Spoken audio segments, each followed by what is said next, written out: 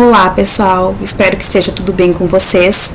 Meu nome é Roberta, sou professora de Ciências da Escola Ângelo Chieli, situada em Farroupilha, no Rio Grande do Sul, e elaborei essa apresentação para revisar o conteúdo que foi estudado com os meus alunos de 7º ano do ensino fundamental no início desse ano.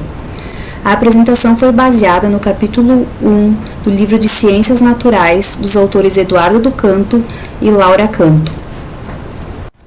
Para não ficar muito extensa, eu dividi ela em duas partes. Essa primeira parte eu vou falar um pouquinho do conceito e da importância da biodiversidade, sobre extinção de espécies e classificação e nomenclatura científica. Biodiversidade. Qual que é o conceito de biodiversidade? O próprio nome está dizendo. Bio é vida, diversidade é variedade. Então, biodiversidade é a variedade de seres vivos no nosso planeta, ou de determinado lugar. Por exemplo, a gente pode falar da biodiversidade da América do Sul, do Brasil, de um bioma, de um estado ou de um parque, por exemplo. A gente pode delimitar um lugar para estar falando da biodiversidade. E qual que é a importância da biodiversidade? Bom, a importância da biodiversidade é incalculável, tanto ecologicamente quanto economicamente, porque as espécies têm diversas funções na natureza. Eu vou citar alguns exemplos, então. Elas participam das teias alimentares, das cadeias alimentares. Então, os seres vivos eles podem ser produtores, consumidores ou decompositores de matéria orgânica. Eles fornecem alimento para as outras espécies, enfim, e recurso para elas. Também são fonte de matéria-prima para a gente. Aqui eu botei dois exemplos, né? O algodão para a indústria têxtil e a madeira para a construção civil. E fornecem vários princípios ativos que são usados na indústria farmacêutica e na cura de doenças. Então, esses são apenas alguns exemplos da infinidade de funções que uma espécie tem no ambiente e no equilíbrio ecológico. E quando a gente perde uma espécie, o que é a extinção de uma espécie? É quando o último indivíduo dessa espécie morre. Quando uma espécie corre risco de desaparecer na natureza, a gente diz que ela está ameaçada de extinção. E quais são as causas dessa extinção? Bom, as causas podem ser naturais ou, a maioria delas, infelizmente, causadas por ações humanas. Podemos citar alguns exemplos: erupções vulcânicas, queimadas, né? Que podem ser tanto naturais quanto provocadas, inundações e seca, a poluição, o desmatamento, que pode ocorrer ou para a expansão da agricultura, da pecuária ou para a expansão urbana, o tráfico de animais silvestres, que também colabora, né, contribui para a extinção, além da introdução de espécies invasoras ou exóticas que vão competir com as nossas espécies nativas, a caça predatória, o tráfico de animais, que já foi falado, enfim. E agora, pessoal, a gente vai falar um pouquinho de classificação dos seres vivos. Por quê? Porque para conservar, para proteger os seres vivos da extinção, a gente precisa conhecer melhor eles. E para estudar melhor esses seres vivos, é necessário classificar eles. Quando a gente pensa na infinidade da nossa biodiversidade, que vai desde uma bactéria, que é um ser unicelular, até seres multicelulares, pluricelulares, como vamos citar uma baleia, um pinheiro, né, um cogumelo, eles têm várias características diferentes. E para isso é importante classificar eles em grupos. Essa classificação, ela sempre é baseada na observação de algumas características, tá? Eu vou falar aqui um pouquinho das principais delas, mas eu tenho uma infinidade de características usadas para classificar as espécies. Uma delas, o número de células. Então, a gente viu que a gente tem espécies, seres unicelulares, né, como bactérias e protozoários, e pluricelulares, como alguns fungos, os animais e as plantas. Então, unicelulares, uma única célula; pluricelulares, duas ou mais células.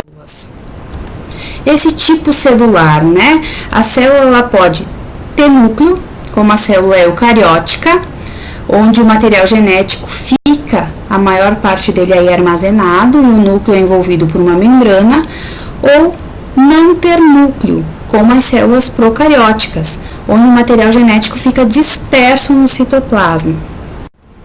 Outra característica importante nessa classificação é a forma que os organismos obtêm alimento.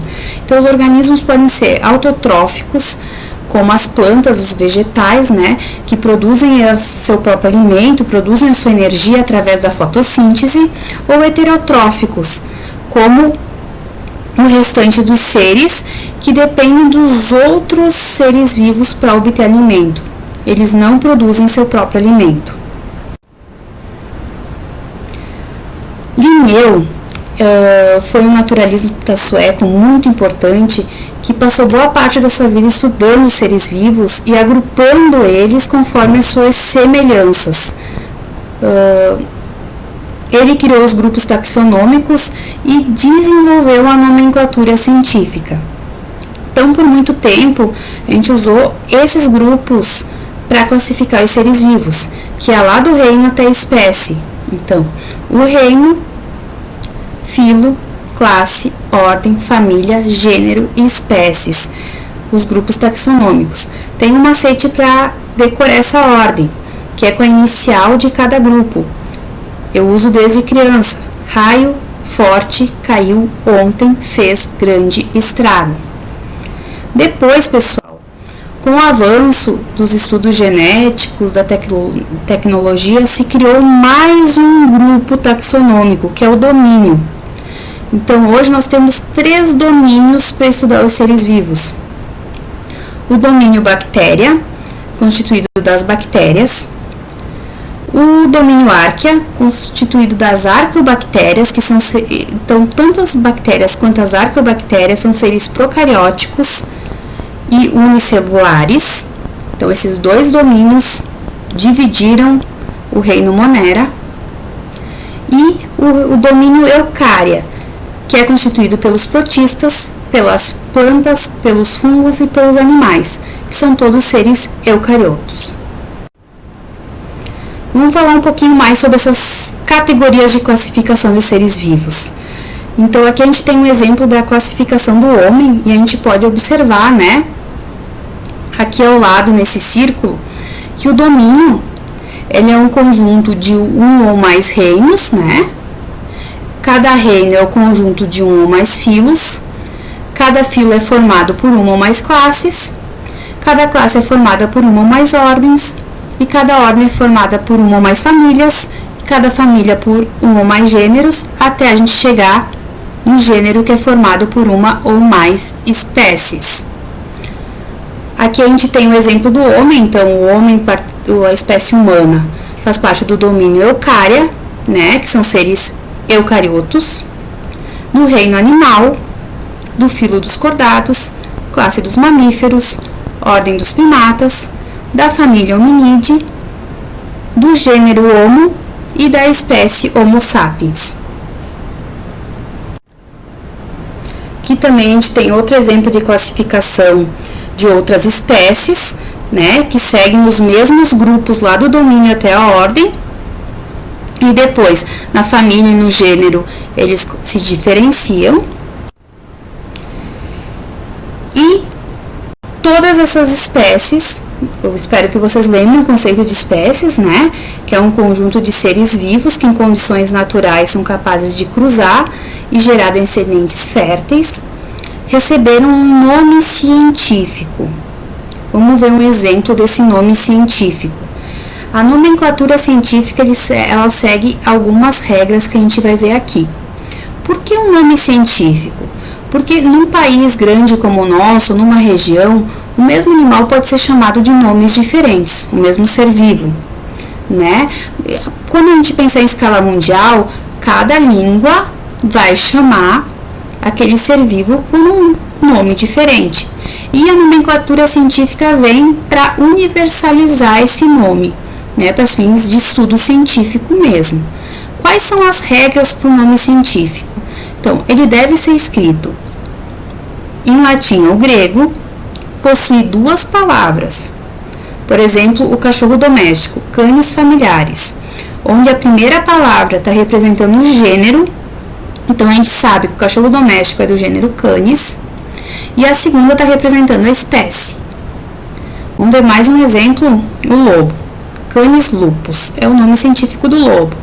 Canis é o gênero, lupus é a espécie. O que esses dois nomes têm em comum? O que essas duas espécies têm em comum? A primeira palavra do nome científico, olha aqui, canis, tá? Que está simbolizando o gênero. Então, a gente sabe que lá naquela classificação do domínio à espécie, até o gênero eles pertencem ao mesmo grupo. Outra regra que é muito importante e muita gente esquece é que quando a gente escreve um nome científico num texto, ele tem que estar em destaque. Que destaque é esse? Ele tem que estar escrito em itálico, em negrito, no caso da digitação, né? Ou sublinhado, no caso de vocês alunos que estão escrevendo no caderno. Então, para finalizar, aí na página 29 do livro, vocês têm um mapa de conceitos que é muito legal para estudar e para revisar. Peço que vocês deem uma olhadinha com carinho. E na próxima aula, a gente vai revisar um pouquinho sobre a célula, tá certo? Muito obrigada pela atenção. Qualquer dúvida, eu estou à disposição no e-mail ou nos comentários. Até a próxima!